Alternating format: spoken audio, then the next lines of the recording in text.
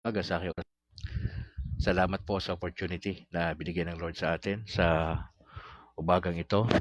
31 sa buwan ng Oktubre at bukas po November 1 na po tayo.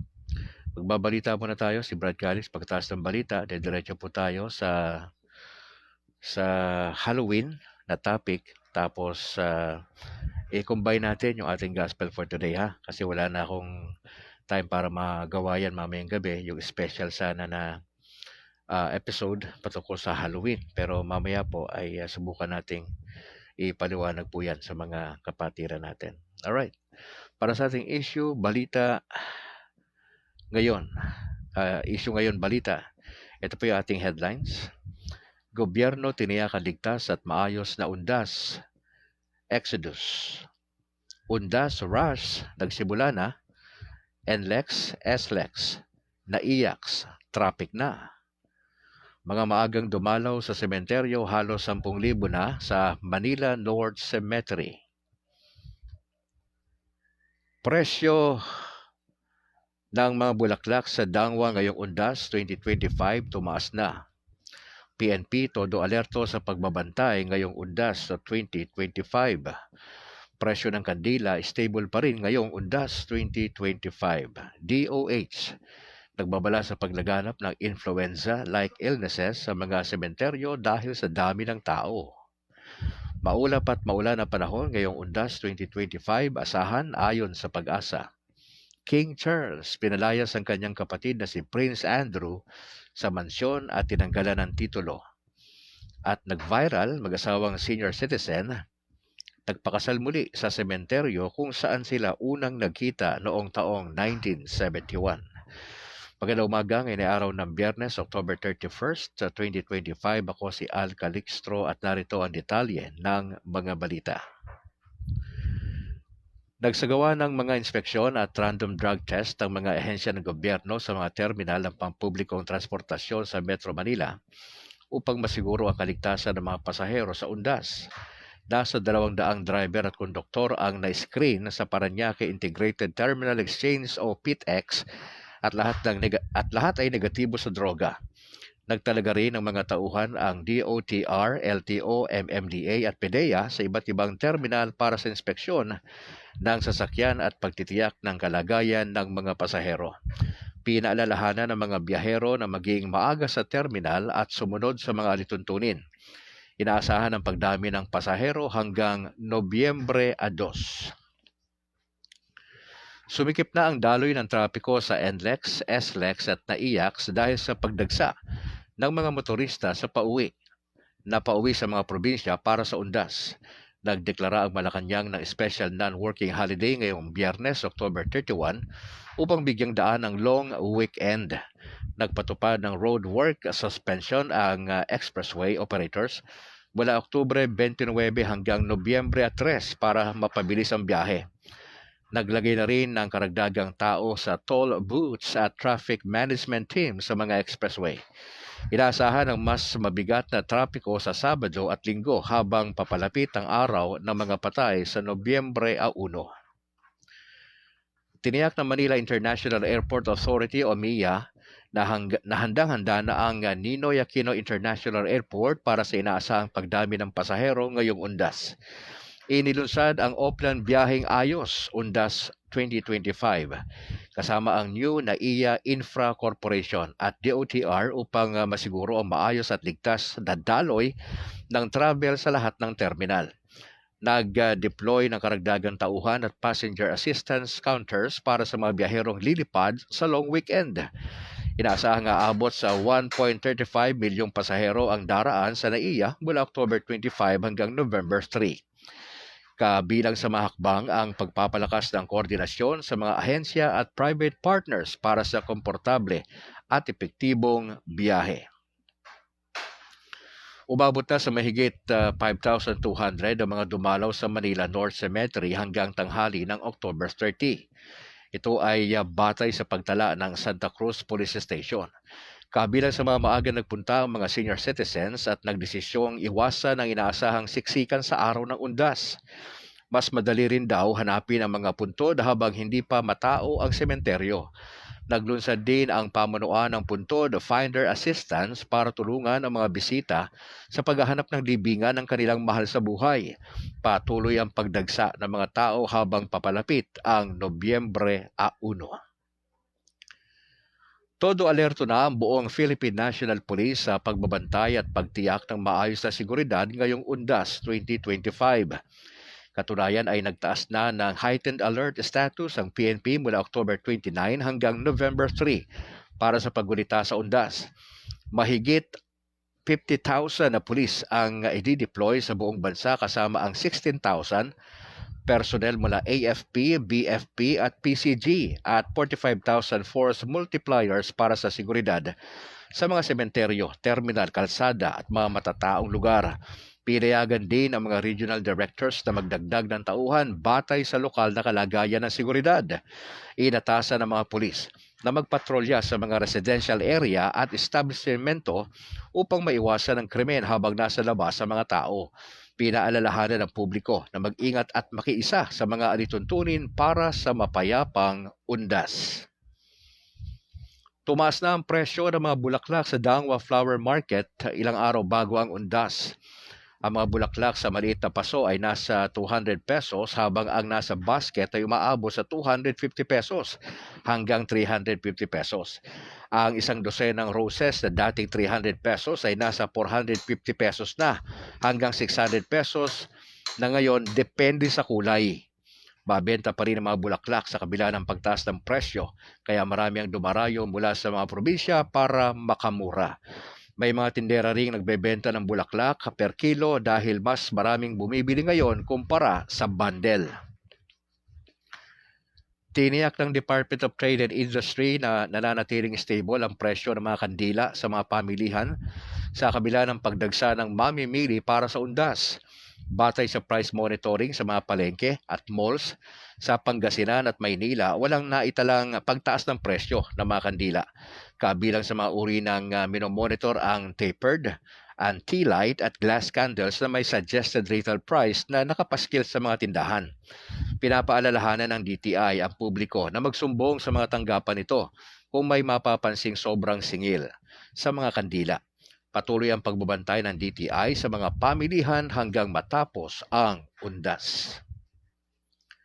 Nag-deploy ng mahigit 2,400 tauhan ang Metropolitan Manila Development Authority o MMDA para sa Oplan Undas 2025 na tatagal mula Oktubre 25 hanggang Nobyembre 3. Ipinatupad ang no day off, no absent policy sa mga enforcer upang masiguro ang tulong sa mga motorista at pasahero sa mga sementeryo, terminal at kalsada.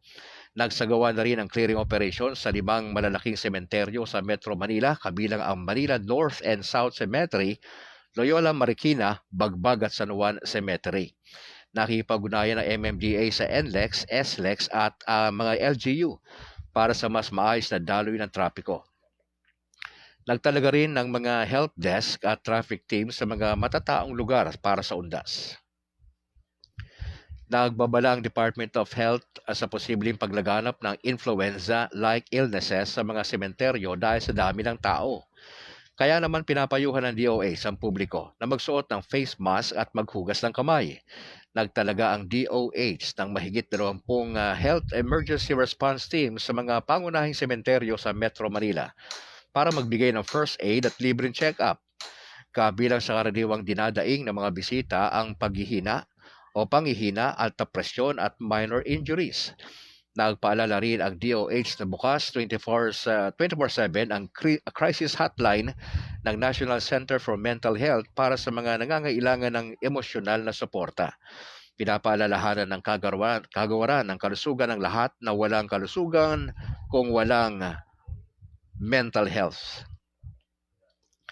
Nagtaas ng heightened alert ang Philippine Coast Guard at Philippine Ports Authority mula October 30 hanggang November 4 upang bantayan ang pagdagsa ng mga pasahero sa mga pantalan.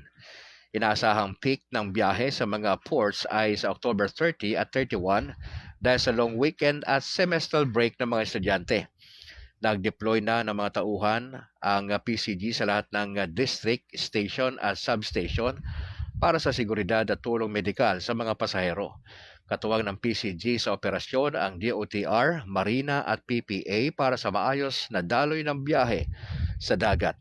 Pinapaalalahanan ng publiko na sumunod sa mga alituntunin at maging mapagbantay sa kanilang paglalakbay. Nagpaalala ang PNP, MMDA at mga LGU sa publiko na makiisa sa mga pinatutupad na alituntunin sa mga sementeryo upang maiwasan ang abala at gulo sa pagdalaw ngayong undas. Ipinagbawal ang pagdala ng alak, karaoke, matutulis sa sandata at mga malalaking bag sa loob ng sementeryo. Pinapayuhan din ang mga bisita na magdala ng sariling tubig, gamot at payong bilang pag-iwas sa init at pagkahilo. May mga nakatalagang help desk at first aid station sa malalaking sementeryo para sa mga kailangan ng tulong. Pinapaalalahanan ang lahat na maging mapagbantay at maging responsable sa pagdalaw sa mga yumao. Sa iba pang balita, umalis na patungong South Korea si Pangulong Ferdinand Marcos Jr. para dumalo sa 32nd APEC Economic Leaders Meeting na gaganapin mula October 30 hanggang November 2 sa Gyeongju. Inihayag ni Pangulong Marcos na nakikita niya ang mas malakas na ugnayan sa rehiyon sa pamagitan ng mas pinatinding kooperasyon sa kalakalan, investment at innovation. Ipinunto niya na ang Asia-Pacific region ay bumubuo ng 46% ng global trade at 61% ng global GDP. Kaya mahalaga ang pagkakaisa sa gitna ng geopolitical issues at climate threats. Magtatalumpati si Pangulong Marcos sa APEC CEO Summit upang i-pitch ang Pilipinas bilang reliable, forward-looking partner sa mga negosyante at leaders. Inaasahan din ang bilateral meeting niya kay South Korean President Lee Jae-myung para sa mas malalim na ugnayan sa ekonomiya at seguridad. Pinangungunahan ng Independent Commission for Infrastructure o ICI ang pagbawi ng mga ari-ariang posibleng nakuha sa kaduda-dudang flood control projects. Binuo ang Asset Recovery Technical Working Group kasama ang mahigit 16 na ahensya para sa legal na proseso ng forfeiture. Bilyong-bilyong piso ang posibleng nawala sa mga ghost at non-existent projects. Inatasan ng Secretary Vince Dizon ang mga opisyal ng DPWH na magsumite ng courtesy resignation sa loob ng 60 araw. Layo din ng ICI na maibalik sa taong bayan ang nawalang pondo sa legal at moral na paraan. Kinumpirma ng Civil Aviation Authority of the Philippines o CAAP na 3 air asset ni dating Ako Bicol Party List Representative Saldico ay nasa Malaysia at Singapore. Kabilang dito ang dalawang Augusta Westland helicopter at isang Gulfstream aircraft na lumipad palabas ng bansa noong Agosto. Ayon sa Department of Justice, kailangan ng court order at diplomatic coordination para mabawi ang mga aircraft na nasa labas ng Pilipinas. Nagpapatuloy ang monitoring ng CAAP sa mga registered air assets alinsunod sa batas. Target ng gobyerno na maibalik ang mga ari-arian na posibleng nakuha sa kaduda-dudang infrastructure deals. Batay sa pagsisiyasat ng Independent Commission for Infrastructure o ICI, ang mansyon ni dating Ako Bicol Party List Representative Saldico sa Pasig City ay ginamit umano bilang imbakan ng kickback money mula sa mga questionableng flood control projects. Natuklasan ito matapos sa mga forensic audit at testimonya ng mga whistleblower na kasama sa investigasyon. Kabilang sa mga ebidensya ang mga dokumento at transaksyong pinansyal na nag-uugnay sa mansyon bilang sentro ng operasyon. Pinag-aaralan na ng mga otoridad ang pag-issue ng freeze order sa mga ari-ariang konektado sa kaso. Patuloy ang pagtutulungan ng ICI at DOJ para sa posibleng paghahain ng mga kaso laban sa mga sangkot. At sa lagay ng panahon, inaasahan na maulap na kalangitan na may mga pag-ulan sa malaking bahagi ng bansa ngayong October 31 dahil sa 3 weather system: low pressure area, intertropical convergence zone at amihan. Sa Batanes at Babuyan Islands, magiging maulap na may mga pag-ulan dahil sa amihan. Habang sa Metro Manila, Calabarzon, Central Luzon at Mimaropa ay may mga tsansang ulan at kidlat sa hapon. Sa Visayas at Mindanao, inaasahang katamtamang hanggang malakas na pag-ulan na maaari magdulot ng flash floods o landslide. Pinapayuhan ng pag-asa ang mga dadalaw sa sementeryo na magdala ng payong at mag-ingat sa biglaang pagulan. Patuloy ang monitoring ng pag-asa sa posibleng pagbuo ng bagyo sa silangan ng Visayas. At sa ibayong dagat, ipinag-utos ni King Charles III na tanggalan ng lahat ng natitirang titulo ang kapatid niyang si Prince Andrew at paalisin sa Royal Lodge Mansion malapit sa Windsor Castle. Simula Oktubre 30 nitong taon, hindi na siya tatawaging Prince at sa halip ay kikilalaning Andrew Mountbatten Windsor. Ang desisyon ay bunga ng patuloy na pressure sa palasyo na kumilos dahil sa koneksyon ni Andrew sa sex offender na si Jeffrey Epstein. Ipinahayag ng Buckingham Palace na ang mga censure ay kinakailangan kahit patuloy na itinatanggi ni Andrew ang mga aligasyon. Inaasahan na siya ay ililipat sa pribadong tirahan at hindi na kasali sa mga opisyal na gawain ng monarkiya.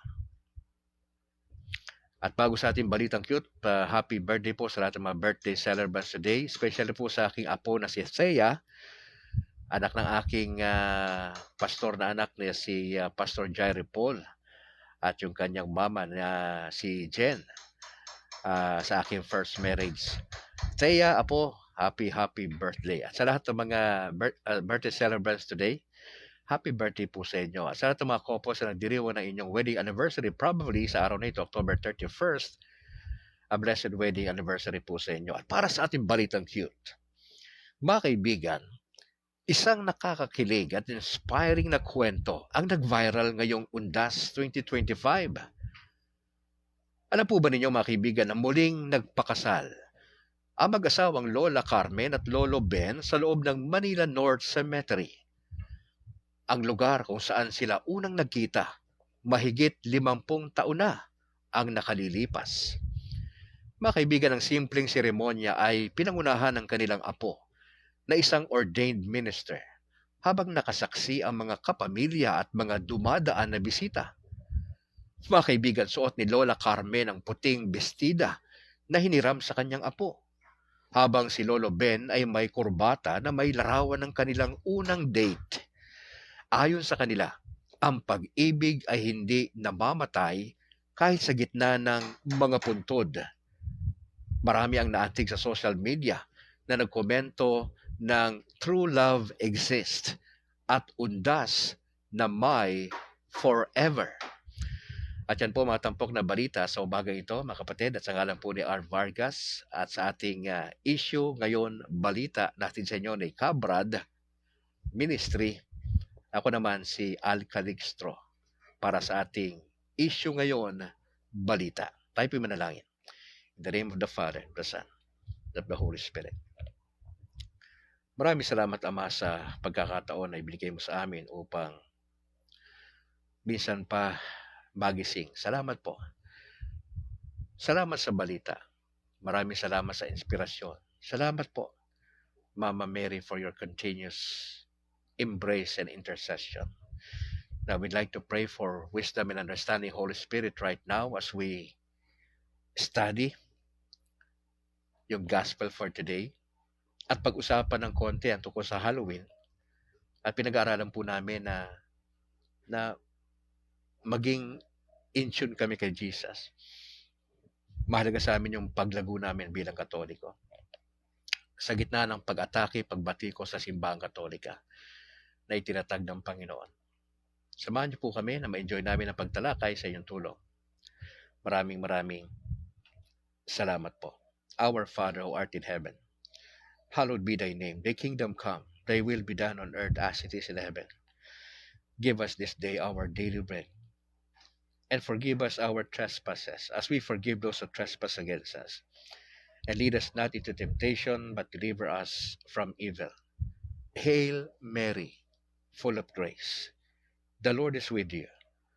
Blessed are you among women, and blessed is the fruit of your womb, Jesus. Holy Mary, Mother of God, pray for us sinners, now and at the hour of our death. Amen. In the name of the Father, and of the Son, and of the Holy Spirit. Alright, magandang umaga, Luzon, Visayas, Mindanao, sa lahat po na ating mga bishops at mga kaparian natin. At magandang umaga po sa inyo, nakasama natin ngayon live sa ating broadcast dyan sa FB. Maraming salamat po. Luke chapter 14 po tayo.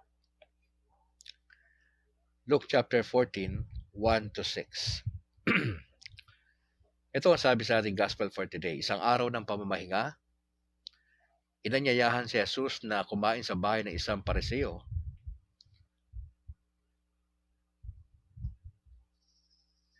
Minamanmanan siyang mabuti ng mga taong kumukontra sa kanya. Doon ay may isang lalaking minamanas. Tinanong ni Jesus sa mga tagapagturo ng kautusan at mga Pariseo, ipinapahintulot ba ng kautusan na magpagaling na may sakit sa araw ng pamamahinga o hindi? Pero hindi sila sumagot.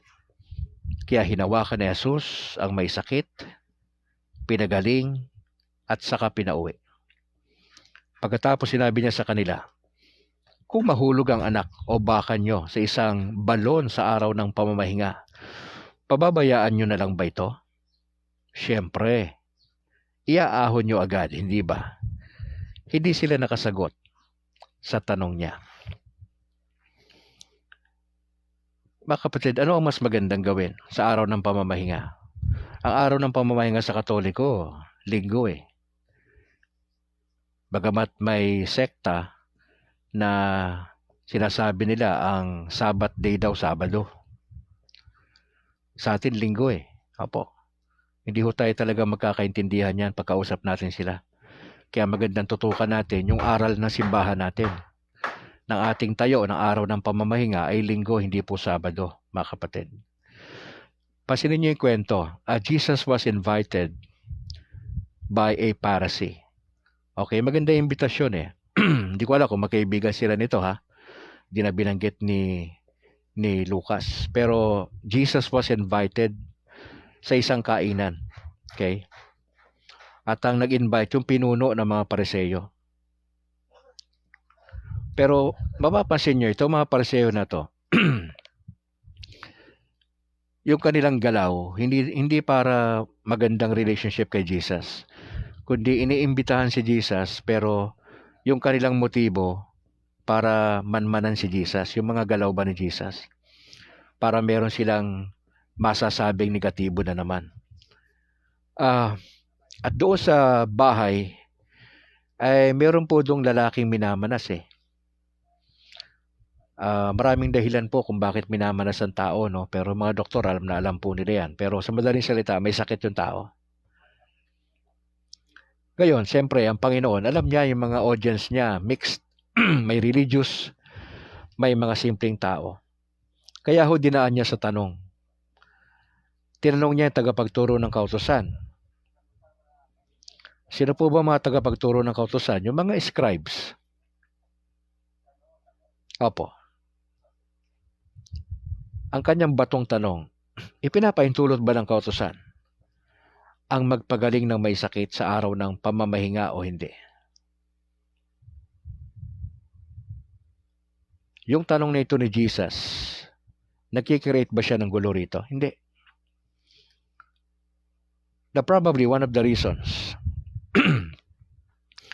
kung bakit nagtanong muna si Jesus bago siya gumawa ng miracle o kababalagan o milagro. Para at least sa kanyang pananaw, ito sarili ko lang opinion ito. Para bago niya gawin ang isang bagay, ay siguro merong magsasabi, okay, walang problema. Pero imbis na merong sagot siyang makuha doon sa mga tagapagturo ng kautusan at sa mga Pariseo, total silence. Bakit total silence? Kasi kung sasagot, alam na mga Pariseo at mga tagapagturo ng kautusan kung sino yung bisita nila. Alam nila na gumagawa ito ng himala. Alam nila. Hindi nila may tatanggi. Kaya nagdadalawang isip din sila marahil na sumagot doon sa tanong ng Panginoon. Kasi baka mapapahiya sila. Iniiwasan nila yun kasi kilalang tao to eh. Nagdadalawang isip. Pero ang Panginoon, malinis ang kanyang motibo sa kanyang pagtatanong. Mantakin mo, hindi sila nakasagot, tagapagturo sila ng kautusan. kung ano mas magandang gawin. Tama ba ang gumawa ng mabuti sa panahon ng Sabat? Hindi nila masabi. Napigilan ang kanilang mga isip at bibig na sabihin na walang problema.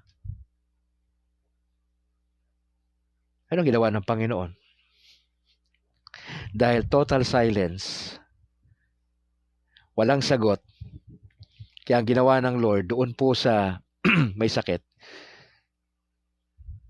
hinawakan niya po yung taong may sakit.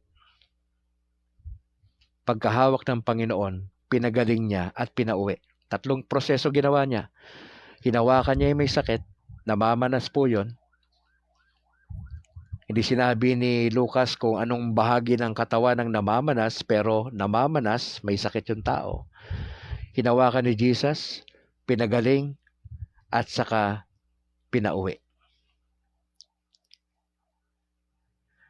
Pagkatapos sinabi niya sa kanila, kung mahulog ang anak o baka nyo sa isang balon, sa araw ng pamamahinga, papabayaan nyo lang ba ito? Yung kanyang ikalawang tanong, yung unang tanong niya, bawal ba sa kautusan na gumawa ng mabuti sa panahon ng Sabat? Yun ang unang tanong eh. Pangalawang tanong niya, kung mahulog ang anak o baka nyo sa isang balon sa araw ng pamamahinga, pababayaan ba ninyo? Yung una, silence yung mga tagapagturo ng kautusan at mga Pariseo. Sa pangalawang tanong ni Jesus, sumagot siya. Sabi niya, siyempre, iaahon nyo agad, hindi ba? Hindi sila nakasagot sa tanong niya. Baga inunahan na ni Jesus eh. Okay, may nangyari doon sa mga alaga niyong hayop, nalaglag sa balon. Pababayaan nyo lang ba yun? Siyempre, hindi nyo pababayaan, gagawa kayo ng paraan para makaahon yun doon. Ano ang punto rito ni Jesus, mga kapatid? Nakakaawa itong mga religious people. Bagamat alam nila ang Old Testament, alam nila yung aral ng Diyos, pero hindi nila alam yung pinaka-essence ng salita ng Diyos. Sana tayo mga Katoliko, hindi lang tayo magaling sa aral. Hindi lang tayo puro doktrina. Sana alam natin, i-apply sa buhay natin, yung aral na simbahang Katoliko. Sa totoo lang, komplikado yung doktrina natin eh. Maraming sanga-sanga eh. Hindi ito ganun kadali na unawain ang doktrina o turo ng simbahang Katoliko. Marami tayong pasikot-sikot eh. Hindi katulad sa protestante at mga evangelical, pananampalataya lang daw, ligtas na. Pero sa Katoliko, sa ating konteksto, hindi ganun kasimple ang kaligtasan. Napakahirap na proseso ang kaligtasan sa Katoliko. Hindi ito makukuha sa pagdalo sa misa, paggawa ng mabuti. Hindi ito nakukuha sa dami ng apostolate na involved ka. Hindi pinag-uusapan dito kung ang angkan mo ay aktibo sa simbahan. Hindi ho. Ang pinag-uusapan sa Katoliko, pananampalataya sa Panginoong Yesus, kasama si Mama Mary, at yung turo ng simbahan. Na hindi lang yon. Kinakailangan nasa state of grace ka. Hindi ho ganun kadali ang kaligtasan sa ating Katoliko. Hindi ho yan alam ng majority sa Pilipinas eh. Kaya pabanjing-banjing lang ho ang karamihang Katoliko sa Pilipinas eh. Mga walang pundasyon, kaya ho napupunta sa protestante. Madaling maakay, madaling ma-brainwash, madaling paikutin ang ulo kasi walang pundasyon. Mga kapatid, dito ho sa nangyari dito, para sa Panginoon, Nirerespeto naman niya ang araw ng pamamahinga. Pero mas mahalaga sa Panginoong Hesus ang paggawa ng mabuti sa kapwa. Kasi bahagi po yun ng Ebanghelyo, yung paggawa ng mabuti. Para bang pupunta ka sa gawain ng Panginoon Diyos, may misa, mamaya, di ba sa atin, Katoliko, pagka 31 ng Oktubre, may misa tayo di ba? May misa tayo. Habang papunta ka ron sa simbahan nyo, meron disgrasya dyan sa kalye at nakita mo.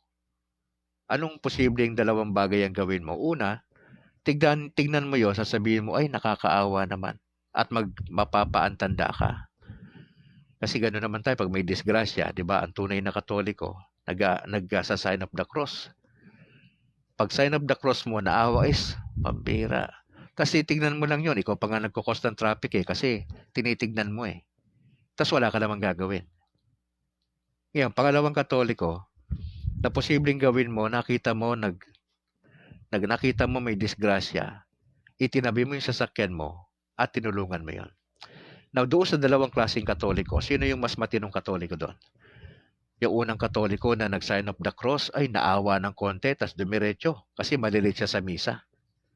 O yung pangalawang Katoliko na nakita na disgrasya, nag-sign of the cross, inihinto niya yung sasakyan at tinulungan niya yung na-disgrasya. Sino sa kanilang mas matinong Katoliko? Karamihan sa atin, doon tayo sa number 1 kasi ayaw natin naabala tayo. Tama? Pero ayon sa pinag-uusapan natin, ang tamang example doon, yung nasa pangalawa. Na bagamat dadalo ka sa misa, alam mo malilate ka, pero mas mahalaga sa iyo yung tumulong ka sa kapwa mo kaysa sa pagdalo sa misa. Bakit? Hindi naman araw-araw ganun yung eksena, di ba? Ano kung malate ka ng konti? Ano kung homily na ni Father yung abutan mo? Yung ginawa mo ba na yun na pagtulong sa kapwa mo na bagamat hindi Katoliko yung tinulungan mo, baka kalaban pa natin yon, di ba? Hindi ba yon counted? Wala bang merit doon sa ginawa mo? May merit yon. Sa pinag-uusapan natin dito mga kapatid, ano ang gagawin mo? Ang sabi ng Lord, mas importante yung pagtulong sa kapwa. Hindi natin naalisin yan. Kaysa yung comfort natin. Maabala ka, di ba? Tutulong ka pa dyan, gagastos ka pa, posible yun. Di ba? Mababawasan pa yung load mo, tatawag ka na ambulansya, etc. Abala.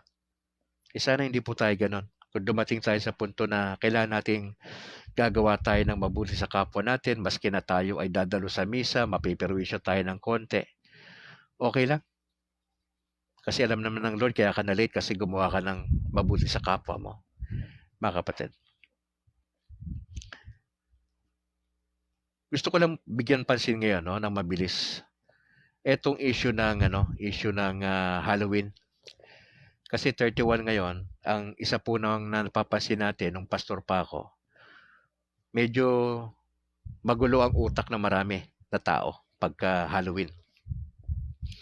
May mga Katoliko nakakalungkot, no? May mga Katoliko. Imbis na tama yung kanilang pananaw sa Halloween, ay binibigyan nila ng kakaibang twist. Hindi ba napapansin nyo? Even sa malls, mag-ikot ka ngayon, 31st. Marami yan, Katoliko, nagsusuot ng mga nakakatakot na mga costume.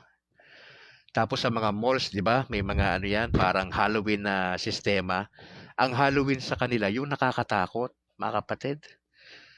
Tapos ito mga magulang na Katoliko na ito na walang pundasyon sa pananampalataya, yung pagano na practice yung ginagawa nila, pagan practice po yung ginagawa nila, yung sa mall.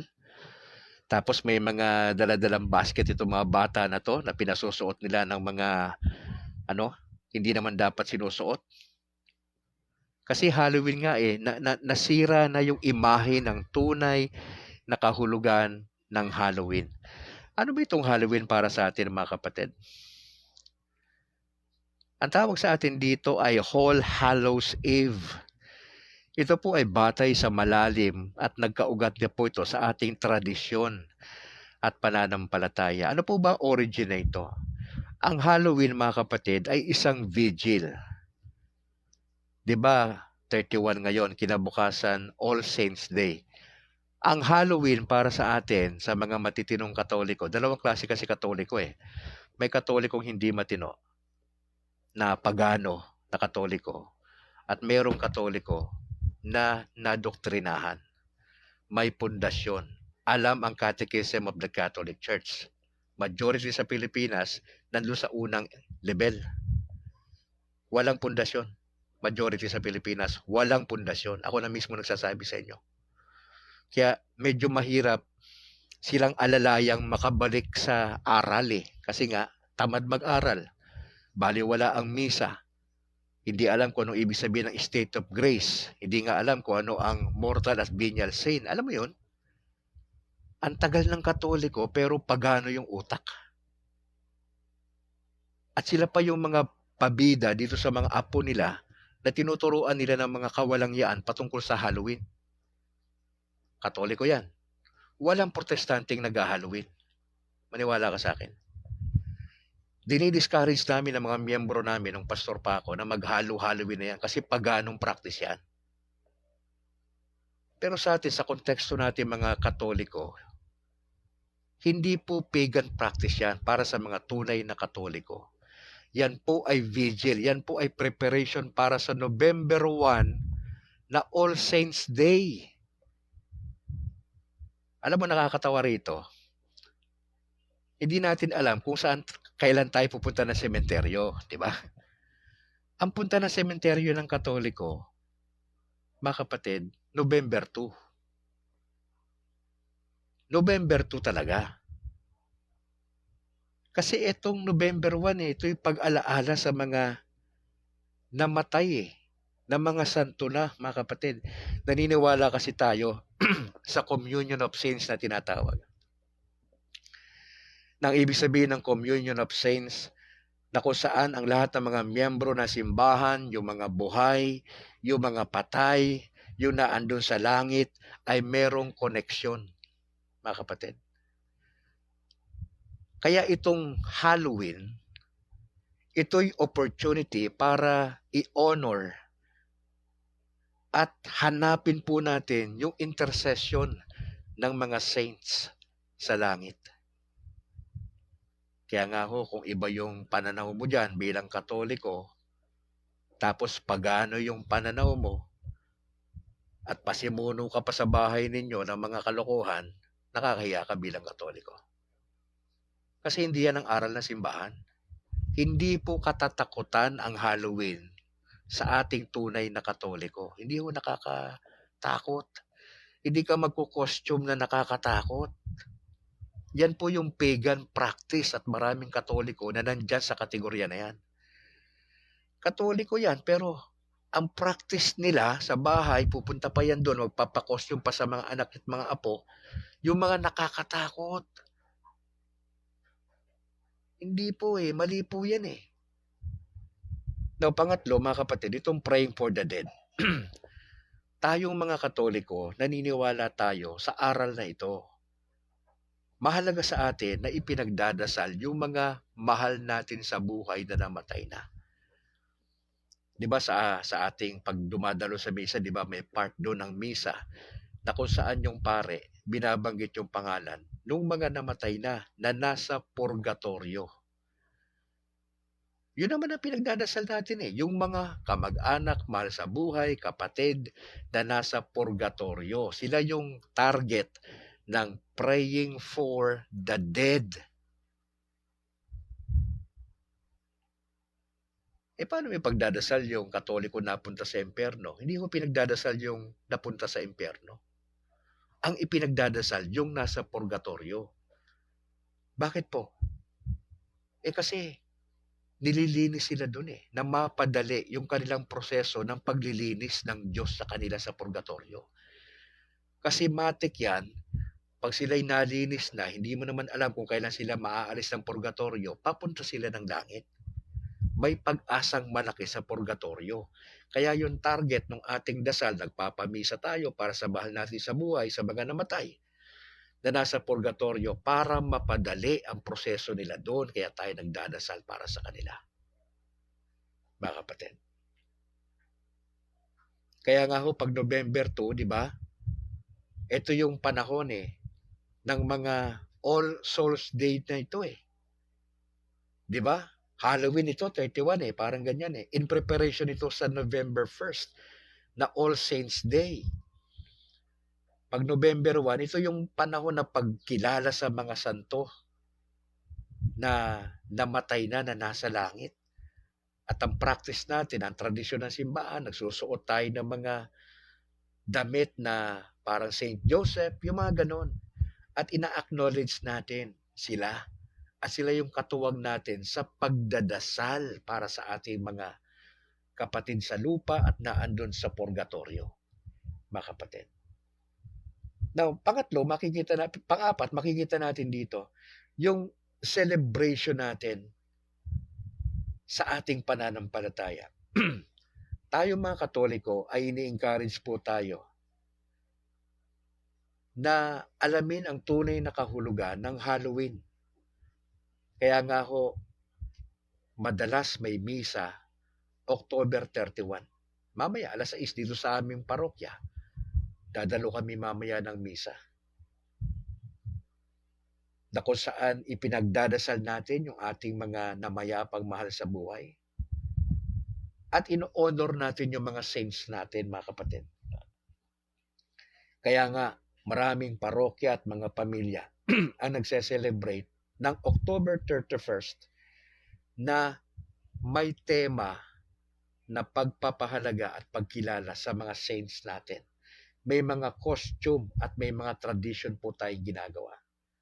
Now lastly, i-avoid natin yung occultism. Yung sinabi ko na kanina, may Katoliko na involved sa occultism. Opo. Yung gino-glorify ba nila yung darkness kaysa yung light? Nagsusuot ng mga damit yung kanilang apo na ang tema darkness. Occultism po yun Yung ginagawa sa mall, occultism po yun. Hindi tayo dapat nagpa-participate doon. Para natutuwa tayo, no? Kasi ang mga bata, masasaya, may mga candy-candy doon sa mall. Di ba? Nagbibigay yung sa mall ng candy sa mga bata, para lumalapit, naka-costume yung bata. Tapos pasimuno pa nito yung mga Katolikong walang pundasyon sa pananampalataya. Nakakahiya po kayo. Hindi nyo ko kasama sa occultism nyo, mga kapatid. Kung ako sa inyo, palitan nyo yung mindset ninyo, huwag nyo turuan ng apo nyo. Pag 31st, hindi yan yung nakakatakot na event. Hindi ho yan. Majority ng Katoliko sa Pilipinas, yan ang mindset. Nakakatakot pag 31st. Lahat na nakakatakot. Minsan, maski na pelikula sa Netflix, nakakatakot Kasi yun nga yung theme. Pero totoong Katoliko, hindi nakakatakot ang October 31st. At yung Halloween sa atin, sagrado yan. Hindi yan nakakatakot, kundi in preparation doon yan sa November 1st na All Saints Day, mga kapatid. Maaaring nasasaktan ka ngayon bilang magulang sa sinasabi ko, pinaprangka lang kita kasi maraming taong ka na nagpa-practice na pagano yung practice mo. Hindi yan yung practice ng simbahang Katoliko. Kaya nga ho, mag-iingat po tayo na mga magulang. Kasi po, magulang po yan Kapag ka ang magulang, ang kaisipan, mali, sa anak nyo't mga apo, ibababa nyo lang din yan. Wala ka naman kayong pwedeng gawin Makita sa inyo na mali kayo, susundin lang kayo ng anak nyo At mga apo. At ang matindi niyan, ikaw pa naging source ng stumbling block. Imbis na grow sa pananampalataya kayong lahat, ikaw pa yung naging dahilan para manghina sa pananampalataya. Itong mga anak mo, itong mga apo mo na nilulook up ka, pero pagano pala yung iyong practice pagdating sa Halloween. Wag po, palitan nyo na po yan. Ako po mismo nagsasabi sa inyo. Hindi po darkness ang tema ng Halloween. Ako mamaya, mag-iikot ako sa mall. Makikita ko yan. Taon-taon ho yan Taon-taon. Yun po yung attraction ng mall sa atin. na sinasabi ko to, pagan practice po yan. Ang tunay na teaching na simbahan, hindi po ganyan. In preparation yan doon sa All Saints Day sa November 1st. Kaya mahalaga mga kapatid na ma-renew natin yung ating devotion, yung ating reverence, yung ating connection, yung tinatawag na communion of saints. Na ang mga buhay pa nasa lupa, ang mga namatay na santo na nasa langit na, meron tayong connection. Ang mga buhay na Katoliko at mga saints sa langit, pagdating sa pananalangin, we need each other, especially praying for the dead. We are asking those saints in heaven na samahan tayo at tulungan na ipagdasal ang mga kapatid na nandun sa purgatorio na nililinis ng Panginoon. Naharinawa sa tamang panahon ay makakaalis na sila doon at magle-level up na sila papuntang langit. Yun naman ang turo ng purgatorio eh. Di po ba? As I close mga kapatid, tandaan natin itong Halloween na ito. Ito yung panahon para po i-honor yung mga saints. Magdasal para sa mga namayapang mahal natin sa buhay and to reflect na tayo ay mortal. Na tayo ay may hangganan. Na tayo ay mamamatay din. Ito yung panahon ng reflection sa bawat Katoliko na mananahimik ka sa isang sulok ng silid mo na tao ka pala, may hangganan ka. Sabihin na natin 100 ang buhay mo, pero mamamatay ka rin. Yan ang magandang reflection every October 31st. Na mortal ka, may hangganan ka. Pero bagamat may hangganan, papunta ka ng purgatorio na may katiyakan ka sa langit later on. Now, i-cherish mo yung pagiging Katoliko mo, kapatid. Bantayan mo yung pananampalataya mo at sama-sama tayo mag-journey sa kalooban ng ating Panginoon. Alright? Sana ho nakatulong itong ating sharing time. Ang time check tayo, alas 10:26. Mga kapatid, I'd like to say this sa mga Katoliko na makaibigan natin. Ang gusto ni Brad Calix, sabay-sabay tayo mag-grow. Okay? 1 year pa lang ho ako na practicing Catholic. Na pag sinabi kong practicing Catholic, seryosong Katoliko yan. Mahalaga sa akin ang pagdalo sa misa kasama ng mga anak ko. Mahalaga sa akin yung paggawa ng mabuti. Mahalaga sa akin yung pananalangin para sa mga patay. Mahalaga sa akin ang pagro-rosaryo. Mahalaga sa akin na involved ako sa apostolate. Mahalaga sa akin na naniniwala ko sa Panginoon, kay Mama Mary at sa turo ng simbahan at sa mga saints. Mahalaga sa akin yan. Hindi pa perfect. Yung pagro-rosaryo ni Brad Calix, hindi pa perfect eh. May sinusundan po kami. Hindi ganun kadali yon para sa amin. Siguro, pag 10 taon na ako, kabisado na po natin yan. Pero 1 year pa lang po akong practicing Catholic. 1 year pa lang. Noong October 26, I just celebrated my first year anniversary as a practicing Catholic sa Pilipinas.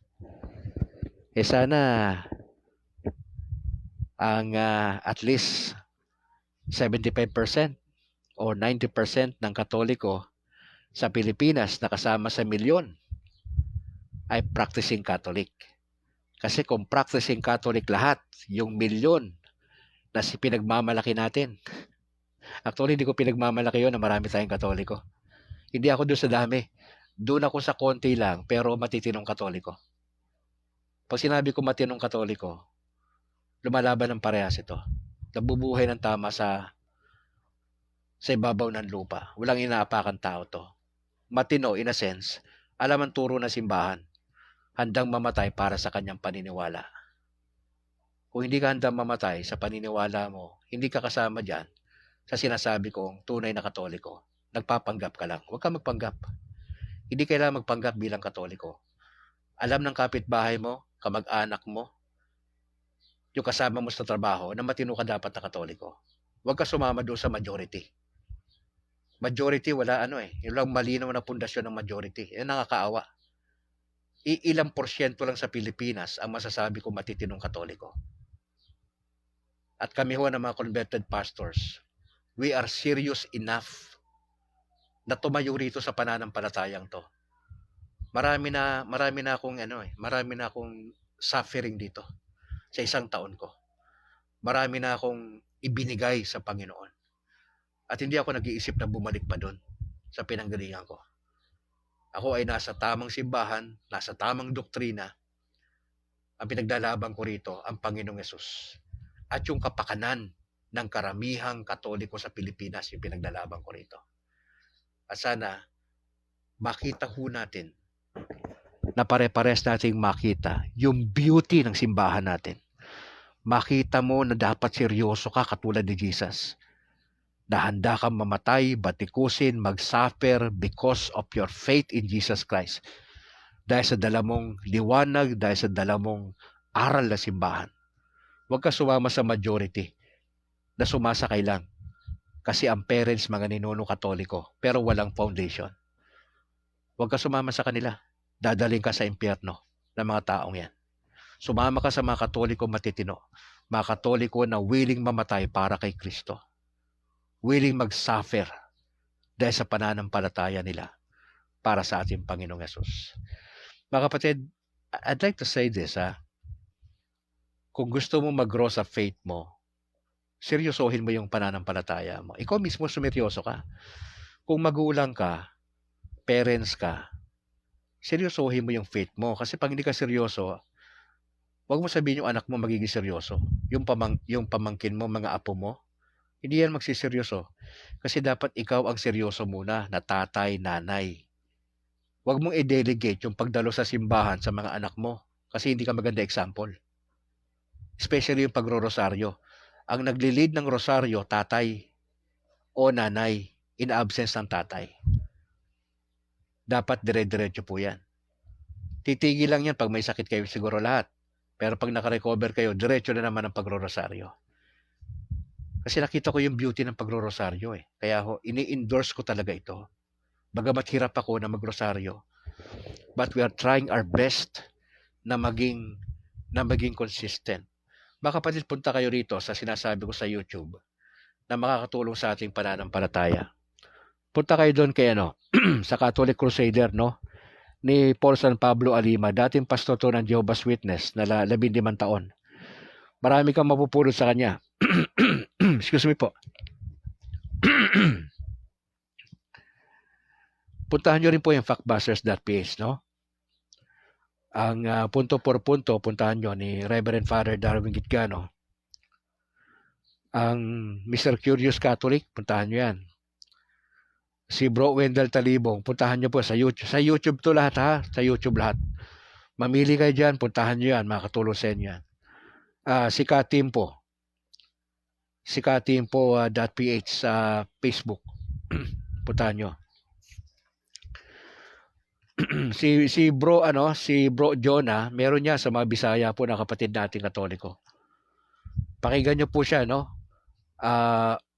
Mga malalaman po yung mga sinasabi niya sa Facebook. Puntahan nyo rin si Romel Palma, katotohanan ng ating pag-usapan. At marami pang iba, mga kapatid, ha? Sinasabi ko sa inyo to para makatulong sa inyo yon. Kasi yung sinishare natin dito, iba kasi yung content ko eh. Iba kasi yung banat ko rito eh. Di ba? May pagka-pastor pa rin. So, at mahalaga sa akin yung relationship. Kung gusto nyong medyo malalim, hindi kasi ako masyado sa doktrina eh. I try to balance doctrine at saka yung practical living. Doon ako sa gitna eh. Hindi ako masyado sa doktrina.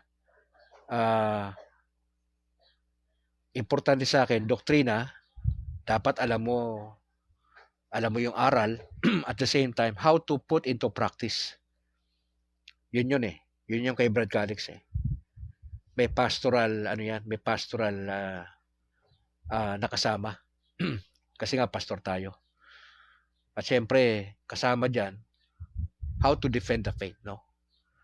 Pero yung mga sinasabi ko sa inyo, ang leaning nila more on apologetics, no? Kaya sinasabi ko sa inyo yan. Kasi may kanya-kanya kaming may kanya-kanya kaming charism. Okay? Hindi lahat ng nasa dito sa social media pare-pares. Hindi. Iba yung sinishare ni Brad Calix. Mapapansin nyo yan kung masyado kang sensitive sa content ko, iba yung content ko. Pagdating sa mga sinasabi kong mga tao sa inyo, sila nakapokus sa apologetics. Okay? Ako hindi ako masyado doon.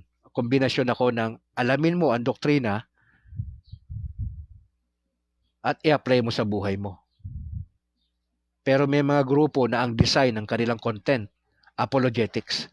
Kaya ho binabanggit ko sa inyo para makumpleto kayo. Okay? Nakikinig ka kay Brad Calix, okay? Pero pag nakinig ka dito sa mga taong binabanggit ko sa inyo, mas lalalim pa, mas ma-appreciate mo yung pagiging katoliko mo. Yun ang point ko rito. Mas ma-appreciate mo kasi kanya-kanyang putahe kami.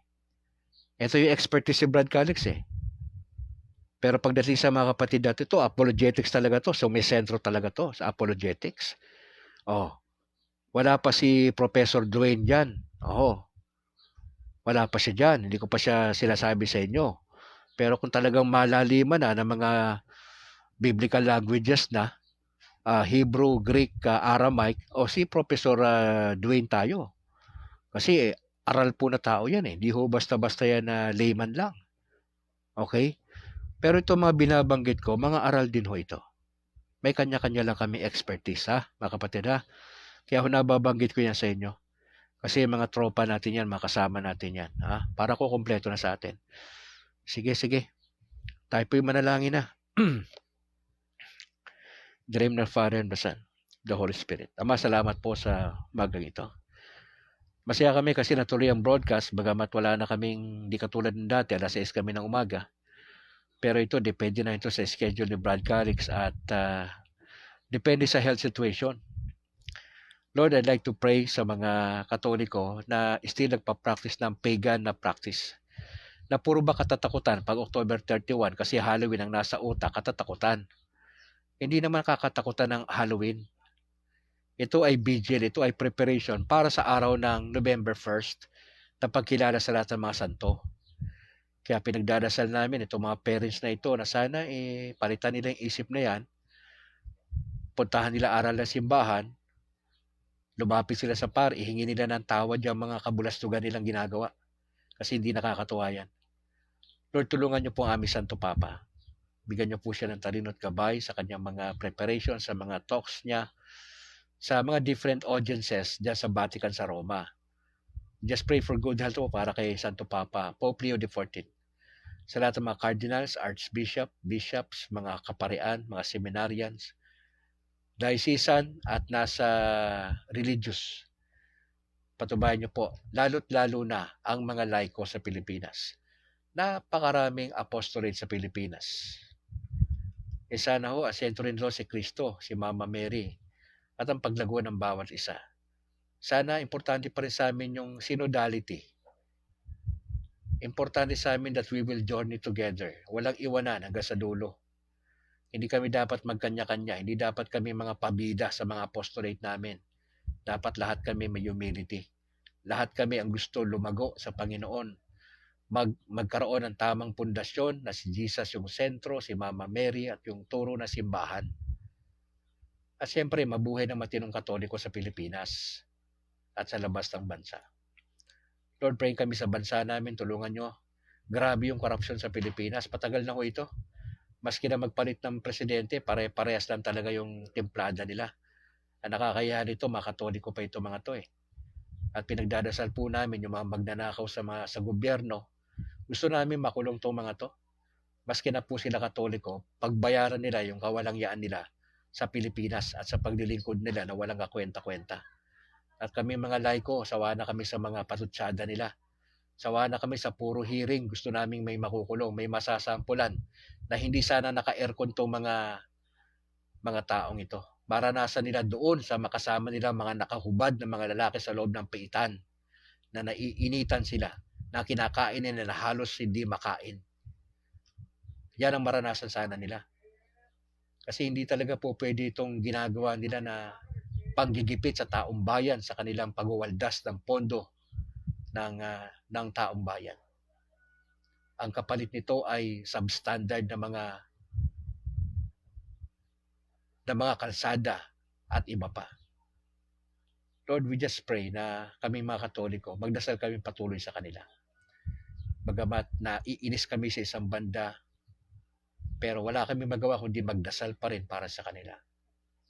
Na sana maging matinuna ang mga tao na boboto.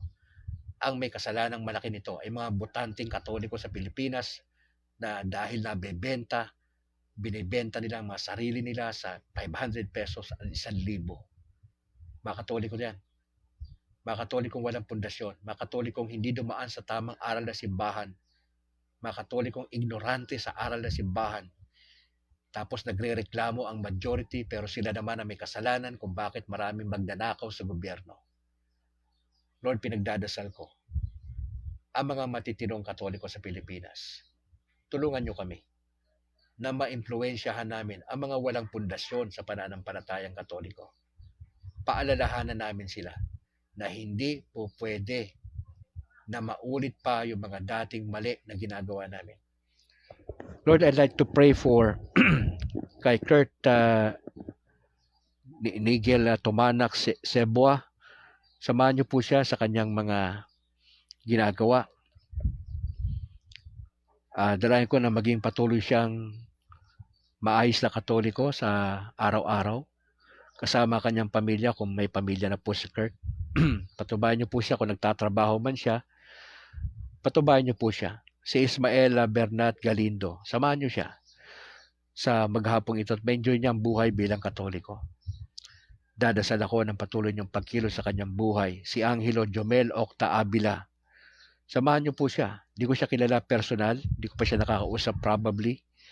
And I just pray na yung mga naririnig niya sa broadcast na ito ay seryosohin niya at maging matinong Katoliko na lalaban sa mga anti-Catholics na ipaglalaban ng pananampalataya. I just pray kay Ami Joaquino Sano. Patubayan niyo po siya. Hindi ko alam kung anong kanyang personal intention sa mga oras na ito. Pero samahan niyo po siya sa kanyang mga plans na maisama niya lagi si Christ sa kanyang mga plano. Ako'y nagdadasal po para din kay Ate Jermeline Honasan Balahadya. Patubayan niyo po siya. Bigyan niyo po siya ng kalakasan patubay sa kanyang buong pamilya. Si Junior Coronel, patubayan niyo pong kapatid na ito. Just pray for good health para sa entire family. At sa kanyang pinagkakaabalahan, ano man ang kanyang trabaho, ang inyong blessing. Kay Dicky Kabantugan, samahan niyo po siya. Ma-enjoy niya ang pagiging mananampalataya. Praying ako kay John Okias Jonah Matre, tagapagturo sa salita ng Diyos sa Facebook. Bigyan niyo siya ng talino at gabay sa mga preparations, mailatag ng kapatid na John ang tamang aral. Paano depensahan ang turo na simbahang Katolika. Salamat kay kapatid na John Matre sa kanyang consistency. Kay Ate Ya Montejo, pagpapala po. Ang siya sumakanya sa kanyang buong pamilya, sa kanyang mga apo. Lord, sa bawat isa po na nasa broadcast ngayon, na kasama ko sa broadcast, I just pray that you would use us mightily. Huwag kami mag-compromise sa mga maling aral. Huwag kaming mahikayat ng mga ibang pananampalataya. Naaalis kami later on. Ipagpapalit si Kristo at ang turo ng simbahan. No way. Mahalaga sa amin na mag-consistent kami sa aral ng simbahan, aralin namin, isabuhay, ituro ito sa mga kapatid na walang pundasyon. Lord, samahan niyo kami sa maghapong ito, bukas at sa mga susunod pa na araw as we celebrate itong mga importanteng events na ito sa Pilipinas bilang bahagi ng aming tradisyon at paniniwalang Katolika. Sana ho hindi kami aalis sa tamang aral. Magkakaroon kami ng tamang saloobin, tamang practice. Yan ang importante. And we would like to give you all the praises, Father. Salamat po. Salamat, Mama Mary, for your intercession. Salamat po sa inyong pagmamahal. Salamat sa inyong patuloy na yakap sa amin. At panalangin ko po, ang direksyon ng inyong anak sa aking pagbo-broadcast. Bigyan niyo ko ng kalakasan, patnubay, na maipasa ko ang mahalagang aral sa mga kapatid, na babalanse paano i-apply ito sa buhay, na merong humility at merong pagmamahal sa aming kapwa, especially doon sa mga anti-Catholics. Medyo mahirap lang talaga magpakita minsan ng pag-ibig, pero gusto namin pag-ibig, pagpapakumbaba at mercy. Paano nyo kami kinakahabagan, mahabag din kami sa mga anti-Catholics. At kami nananalangin, especially sa aking anak na pastor, katagpuin nyo po siya. Yung aking mga anak, yung aking mga kaibigang pastor, katagpuin nyo po sila. Na sana dumating ang panahon na sila mismo ay magpapasya, na iiwan nila ang kanilang nakagisnan na denominasyon at magpapasya na bumalik sa tunay na simbahan na itinatag na ating Panginoong Yesus. Lord, maraming salamat. Tulungan niyo po ang mga nasalanta ng bagyo na signal number 5 sa Jamaica. Grabe yung trahedya nila doon sa nakalipas na araw. Kahabagan niyo po sila. At nagdadasal kami sa aktibong 4 na bulkan sa Pilipinas na sabay-sabay na nag-aaktibo. Panginoon, kahabagan niyo ang bansang ito. Na sana nga po maraming mga tao, maraming Katoliko ang maging eye-opener. Ang bagay na ito, paghandaan nila ang kanilang kamatayan sapagkat laging may namamatay. Kapag ka ang bulkan, may paglindol, may mga namamatay, maging handa po kami. At yung sinasabi nilang the big one sa Maynila, maraming maapektuhan, maraming mamamatay na Katoliko dyan. At sana nga po makapaghanda ang bawat isa. Lord, maraming salamat sa time na ito. Binibigay namin sa inyo mataas na papuri at pagsamba. Sa pangalan ni Jesus. Amen. In the name of the Father, of the Son, of the Holy Spirit. Mga kapatid, maraming salamat. Punta ho kayo sa ating, kung may time kayo sa ating YouTube channel, State of Grace TV. Opo. Salamat kasi naasikaso na po ngayon yan. Lahat ng mga natin, nasi-share natin sa nag-live ay upload na po doon sa ating State of Grace TV. If you would like to help the ministry, just let me know. Nakalagay naman sa screen natin kung saan nyo ipapadala yung possible love gift ninyo para sa ministry. At pag-pray nyo po kami kasi tutulak po ako papuntang Cebu sa November 3. So iikot po kami sa Visayas. May isa akong partner na dating pastor na dalawa ko kami, iikot kami. Ang aming gagawin po, hindi makipagdebate. Kami po ay bubuo ng maliliit na community sa Visayas ng mga Katoliko para ho mag-dialogue. Okay, mag-dialogue duko sa mga aral na simbahan. Of course, may mga may mga anti-Catholics kami makakasagupa dyan. Pag-pray nyo kami na yung dialogue na gagawin namin ay gamitin ng Lord para eye-opener sa mga kapatid natin. Na hopefully gamitin ng Lord para makabalik sila sa simbahan ng ating Panginoon. Alright, sa ngalan po ng aking bishop dito sa Diocese ng Bacolod, si Bishop Patricio Buson, at yung aking parish priest na si Very Reverend Father Luan Torrefranca sa San Juan Nepomuceno Parish Church, si Father Christopher, si Father Egay, at si Deacon Barbon, at yung aming Pastoral Council Head na si Ate Malutan. Ako naman si Brad Calix mula rito sa Negros Occidental. To God be the glory. God bless sa lahat ng CFD Nationwide at sa CFD Bacolod, pinangungunahan ni Christian Paul Gailan. At sa lahat po ng mga kasama ng Oasis of Love dyan sa Cebu, na kung saan si Brad Calix, Batch 89. Batch 89 tayo sa Oasis of Love. At God bless po sa lahat ng mga converted pastors sa buong Pilipinas.